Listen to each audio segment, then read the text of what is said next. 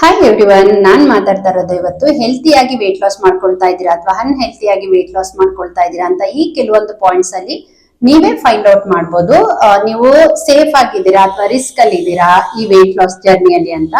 First one ಬಂದು ನಿಮ್ಗೆ ಯಾವ್ದೇ ತರ ಹೇರ್ ಫಾಲ್ ಆಗ್ಕೂಡ್ದು, ಇದು ತುಂಬಾನೇ ಇಂಪಾರ್ಟೆಂಟ್. ನೀವ್ ಯಾವಾಗ ವೇಟ್ ಲಾಸ್ ಮಾಡ್ಕೊಳ್ಳೋ ಜರ್ನಿಯಲ್ಲಿ ಬರೀ ಹಣ್ಣು ತಿನ್ಕೊಂಡಿರೋದು ಅಥವಾ ತರಕಾರಿ ತಿನ್ಕೊಂಡಿರೋದು ಅಥವಾ ಸ್ವಲ್ಪ ಸ್ವಲ್ಪನೇ ಊಟ ಮಾಡೋದು ಈ ತರ ಎಲ್ಲ ಮಾಡ್ತಾ ಇರ್ತೀರಾ, ಮೋಸ್ಟ್ಲಿ ಅವಾಗ ಪ್ರೋಟೀನ್ ಡೆಫಿಷಿಯನ್ಸಿ ಆಗೋ ಚಾನ್ಸಸ್ ಇರುತ್ತೆ.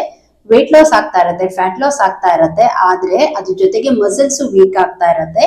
ಸೊ ಇದು ಬಂದು ಅನ್ಹೆಲ್ತಿ ವೇಟ್ ಲಾಸ್ ಆಗಿರುತ್ತೆ. ಸೊ ನೀವ್ ಇದನ್ನ ಚೆಕ್ ಮಾಡ್ಕೊಳ್ಳಿ. ನಿಮ್ಗೆ ಯಾವುದೇ ತರ ಒಂದು ಸ್ವಲ್ಪನು ಹೇರ್ ಫಾಲ್ ಎಲ್ಲ ಆಗ್ಕೂಡ್ದು. ನಾನು ತುಂಬಾ ಕೇಳ್ತಾ ಇರ್ತೀನಿ ಈ ಸೋಷಿಯಲ್ ಮೀಡಿಯಾದಲ್ಲಿ, ಅಂದ್ರೆ 7 ಡೇಸ್ಗೆ 7 kgs ವೇಟ್ ಲಾಸ್ ಆದೆ, 10 ಡೇಸ್ಗೆ 10 kg ವೇಟ್ ಲಾಸ್ ಆದೆ, ಹೇಗ್ ಮಾಡಿದೆ ಅಂತ ನಾನು ಹೇಳ್ತಾ ಇದ್ದೀನಿ ಅಂತ ಕೆಲವೊಂದು ವ್ಲಾಗ್ ಅಲ್ಲಿ ನಾನು ನೋಡ್ತಾ ಇರ್ತೀನಿ.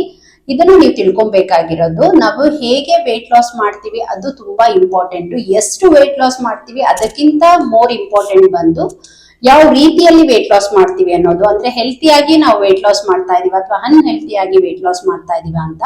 ಮೇನ್ ಆಗಿ ಒಂದ್ ಸ್ವಲ್ಪ ಜೋಶಲ್ಲಿ ವೇಟ್ ಲಾಸ್ ಮಾಡ್ಬೇಕು, ಎಲ್ಲಾ ತರ ಬಟ್ಟೆ ಹಾಕೋಬೇಕು ಅಂತ ವೇಟ್ ಲಾಸ್ ಮಾಡೋರು ತುಂಬಾ ಜನ ಇದ್ದಾರೆ. ಆದ್ರೆ ನಿಮ್ಗೆ ಅದು ಸೇಫಾ ಅಥವಾ ರಿಸ್ಕಾ, ಇವಾಗೇನೋ ವೇಟ್ ಲಾಸ್ ಆಗುತ್ತೆ, ಮುಂದೆ ಯಾವುದೇ ತರ ಪ್ರಾಬ್ಲಮ್ ಆಗ್ಬಾರ್ದು, ಇದನ್ನ ನೀವು ತಿಳ್ಕೊಂಡು ಆಕ್ಚುಲಿ ವೇಟ್ ಲಾಸ್ ಮಾಡ್ಬೇಕಾಗಿರತ್ತೆ.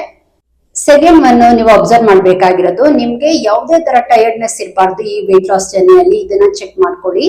ಅಂದ್ರೆ ನೀವು ಊಟ ಮಾಡಿದ್ರೂ ಟಯರ್ಡ್ ಆಗ್ತಾ ಇದೆ ಅಥವಾ ನಿಮ್ಗೆ ಮೈಂಡ್ಫುಲ್ ಈಟಿಂಗ್ ಮಾಡೋದು ತುಂಬಾನೇ ಇಂಪಾರ್ಟೆಂಟ್ ಆಗುತ್ತೆ ವೇಟ್ ಲಾಸ್ ಜರ್ನಿಯಲ್ಲಿ. ನೀವು ಊಟದಲ್ಲಿ ಸ್ವಲ್ಪ ತಿನ್ನೋದು ಅಥವಾ ಕಟ್ ಡೌನ್ ಮಾಡೋದು, ಈ ತರ ಪೋರ್ಷನ್ ತುಂಬಾ ಕಂಟ್ರೋಲ್ ಮಾಡೋದು, ಈ ತರದೆಲ್ಲ ಮಾಡ್ತಾ ಇತ್ತು ಅಂದ್ರೆ 100% ನಿಮ್ಗೆ ವೇಟ್ ಲಾಸ್ ಆಗ್ತಾ ಇರುತ್ತೆ. ಆದ್ರೆ ಸುಸ್ತಾಗ್ತಾ ಇರುತ್ತೆ, ಇದನ್ನು ನೀವು ತಿಳ್ಕೊತಾ ಇರಿ. ಇದು ಯಾವುದೇ ತರ ನಿಮ್ಗೆ ವೇಟ್ ಲಾಸ್ ಜರ್ನಿಯಲ್ಲಿ ಸುಸ್ತಾಗ್ಲೇಬಾರ್ದು. ಥರ್ಡ್ ಒನ್ ಬಂದು ನಿಮ್ಗೆ ಕ್ರೇವಿಂಗ್, ಅಂದ್ರೆ ಪದೇ ಪದೇ ಹೊಟ್ಟೆ ಹಸ್ವಾಗೋದು, ಈ ತರ ಹಾಕೂಡುದು. ಇದನ್ನ ಚೆಕ್ ಮಾಡ್ಕೊಳ್ಳಿ. ನಿಮ್ಗೆ ಏನಾದ್ರು ಪದೇ ಪದೇ ಹೊಟ್ಟೆ ಹಸ್ವಾಗ್ತಾ ಇದೆ, ಈ ತರ ಆಯ್ತು ಅಂತ ಅಂದ್ರೆ ಅದು ಹೆಲ್ತಿ ವೇಟ್ ಲಾಸ್ ಅಲ್ಲ, ಅದು ಅನ್ಹೆಲ್ತಿ ವೇಟ್ ಲಾಸ್ ಆಗ್ತಾ ಇರುತ್ತೆ. ನಿಮ್ಗೆ ಹೊಟ್ಟೆ ಕರೆಕ್ಟ್ ಆಗಿ ತುಂಬಿರ್ಬೇಕು, ಅಂದ್ರೆ ಬೆಳಿಗ್ಗೆ ಮಧ್ಯಾಹ್ನ ರಾತ್ರಿ ಕರೆಕ್ಟ್ ಆಗಿ ನೀವು ಊಟ ಮಾಡ್ತೀರಾ ಅಂತ ಅಂದ್ರೆ ಅದು ಹೊಟ್ಟೆ ತುಂಬಿರ್ಬೇಕು. ನಿಮ್ಗೆ ಏನಾದ್ರು ಪದೇ ಪದೇ ಹೊಟ್ಟೆ ಹಸ್ವಾಗ್ತಾ ಇದೆ, ಊಟ ಮಾಡಿದ್ರು ಅಂತ ಅಂದ್ರೆ ಅದು ಹೆಲ್ತಿಯಾಗಿ ವೇಟ್ ಲಾಸ್ ಮಾಡ್ತಾರಲ್ಲ, ಅದು ಅನ್ಹೆಲ್ತಿ ಸೈನ್ ತೋರಿಸ್ತಾ ಇರುತ್ತೆ. ಇದನ್ನ ಮೈಂಡ್ ಅಲ್ಲಿ ಇಟ್ಕೊಳ್ಳಿ.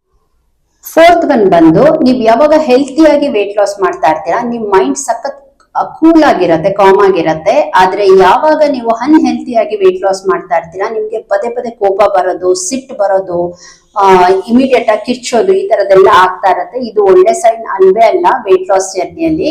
ಇದು ತುಂಬಾ ಇಂಪಾರ್ಟೆಂಟ್ ಆಗ್ತಾ ಇರುತ್ತೆ. ಅಂದ್ರೆ ನಿಮ್ಮ ಫ್ಯಾಮಿಲಿಲೂ ಎಫೆಕ್ಟ್ ಮಾಡ್ತಾ ಇರುತ್ತೆ, ನಿಮ್ಮ ವರ್ಕ್ ಪ್ಲೇಸ್ ಅಲ್ಲೂ ನಿಮ್ಗೆ ಎಫೆಕ್ಟ್ ಮಾಡ್ತಾ ಇರುತ್ತೆ. ಇದನ್ನ ಕರೆಕ್ಟ್ ಆಗಿ ನೀವು ತಿಳ್ಕೊಂಡಿರ್ಲೇಬೇಕು.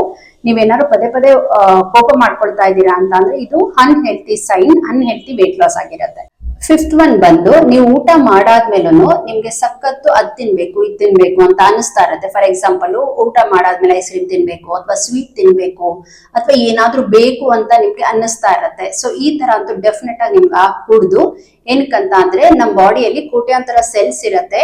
ನೀವು ಸೆಲ್ಸ್ ಗೆ ಆಕ್ಚುಲಿ ಸ್ಯಾಟಿಸ್ಫೈಡ್ ಮಾಡಿ ವೇಟ್ ಲಾಸ್ ಮಾಡ್ಬೇಕಾಗಿರೋದು.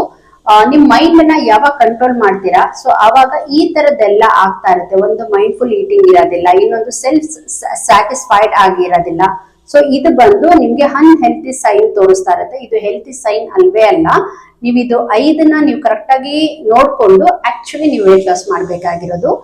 ಆಲ್ಮೋಸ್ಟ್ ಈ ವಿಡಿಯೋದಲ್ಲಿ ನಿಮ್ಗೆ ಒಂದು ಕ್ಲಾರಿಟಿ ಸಿಕ್ತು ಅಂತ ಅನ್ಕೋತೀನಿ. ವೇಟ್ ಲಾಸ್ ಹೆಲ್ತಿಯಾಗಿ ಮಾಡ್ತಾ ಇದ್ದೀರಾ ಅಥವಾ ಅನ್ಹೆಲ್ತಿಯಾಗಿ ಮಾಡ್ತಾ ಇದ್ದೀರಾ ಅಂತ. ತುಂಬಾ ಜನದ ಮೈಂಡ್ ಅಲ್ಲಿ ವೇಟ್ ಲಾಸ್ ಮಾಡ್ಕೋಬೇಕು ಅಂತ ಅಷ್ಟೇ ಇರುತ್ತೆ, ಆದ್ರೆ ಹೆಲ್ತಿ ಆಗಿ ವೇಟ್ ಲಾಸ್ ಮಾಡ್ಕೋಬೇಕು ಅಂತ ಮನ್ಸಲ್ಲಿ ಇರೋದಿಲ್ಲ. ನೀವು 10 ದಿನದಲ್ಲಿ 10 kg ವೇಟ್ ಲಾಸ್ ಆದೆ, ಸೊ 1 ಮಂತ್ ಅಲ್ಲಿ 15 kg 20 kg ವೇಟ್ ಲಾಸ್ ಆದೆ ಅಂತ ಎಲ್ಲ ಹೇಳ್ತು ಅಂತ ಅಂದ್ರೆ ನನ್ಗೆ ಗೊತ್ತಿಲ್ಲ ಅದು ಎಷ್ಟು ಸೇಫ್ ಅಂತ. ಬರೀ ವೇಟ್ ಲಾಸ್ ಆಗೋದು ಒಂದೇ ಅಲ್ಲ, ಮುಂದೆ ಯಾವುದೇ ತರ ಪ್ರಾಬ್ಲಮ್ಸ್ ಫೇಸ್ ಮಾಡ್ಕೊಡ್ದು. ಇದನ್ನ ಮೈಂಡ್ ಅಲ್ಲಿ ಇಟ್ಕೊಂಡು ವೇಟ್ ಲಾಸ್ ಮಾಡಿ. ಜಸ್ಟ್ ಇಮ್ಯಾಜಿನ್ ಮಾಡಿ, ನನ್ನ ಹತ್ರ ತುಂಬಾ ಜನ ಕ್ಲೈಂಟ್ಸ್ ನಾನು ನೋಡಿದೀನಿ. 20-25 ಇಯರ್ಸ್ ಅಲ್ಲಿ ತುಂಬಾ ವೇಟ್ ಲಾಸ್ ಮಾಡಕ್ ಹೋಗಿ ಬೇರೆ ಬೇರೆ ಹೆಲ್ತ್ ಪ್ರಾಬ್ಲಮ್ ಆಯ್ತು ಅಂತ ಹೇಳಿರೋರು ತುಂಬಾ ಜನ ಇದ್ದಾರೆ ಈ 14 ಇಯರ್ಸ್ ಅಲ್ಲಿ. ನೀವ್ ಯಾವತ್ತು ಫೋಕಸ್ ಮಾಡ್ಬೇಕಾಗಿತ್ತು ಹೆಲ್ತಿಯಾಗಿ ವೇಟ್ ಲಾಸ್ ಮಾಡ್ಕೊಳ್ಳೋದು, ಅನ್ಹೆಲ್ತಿಯಾಗಿ ವೇಟ್ ಲಾಸ್ ಮಾಡೋದು.